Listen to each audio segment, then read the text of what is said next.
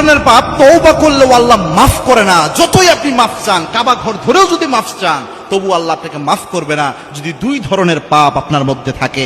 মারাত্মক একটা বিষয়, তওবা করলে মাফ হয় না, এরকম পাপ আছে নাকি? অনেকে চিন্তা করতে পারেন, হ্যাঁ আছে।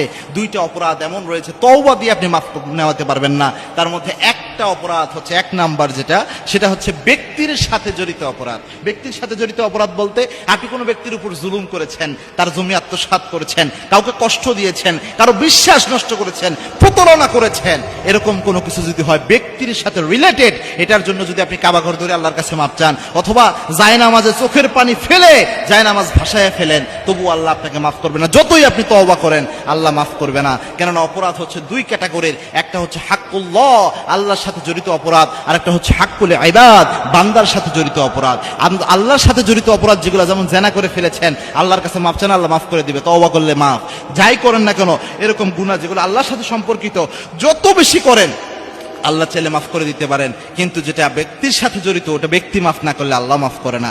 এবং কি আল্লাহর হাবিব সাল্লাল্লাহু আলাইহি ওয়াসাল্লাম জানিয়েছেন, কেউ যদি কারো উপর জুলুম করে, আজ জুলমু জুলমাতুন ইয়াউমাল কিয়ামা, এই জুলুমের জন্য যদি ওই ব্যক্তির কাছে দুনিয়ায় মাফ না চেয়ে যায়, এই জুলুম ওই ব্যক্তির জন্য কিয়ামতের দিন অন্ধকার হয়ে যাবে এবং তার আখিরাতকে ধ্বংস করে দেবে, আখিরাত বরবাদ করে দেবে এই জুলুম। এজন্য অবশ্যই চেষ্টা করবেন যে আপনি যেন ব্যক্তির সাথে জড়িত অপরাধ যদি হয়ে যায়, ব্যক্তির কাছে আগে মাফ চাওয়ার জন্য, পরে তওবা করবেন, তাহলে তওবা কবুল হবে। দুই নাম্বার হচ্ছে কুফরি করা। কেউ যদি কুফরি করে এরপরে তওবা করলে মাফ হয় না, কেননা কুফরি করলে তো ঈমানই নষ্ট হয়ে যায়। আপনি কুফরি করলেন, কেউ মনে করলেন আপনি কারো ক্ষতি করার জন্য জাদু করালেন, ব্ল্যাক ম্যাজিক করালেন, তাবিজ করালেন কারো ক্ষতি করার জন্য, কারো সংসার নষ্ট করার জন্য, অনেক হয় অহরহ অনেকভাবে কুফরি করে কারো তাবিজ করে মানুষের সংসার নষ্ট করে দেয়, এইগুলো আপনি করালেন। আল্লাহর হাবিব বলেছেন যে জাদু করে আর যে করায় দুইজনই কাফের, ঈমান নষ্ট সাথে সাথে।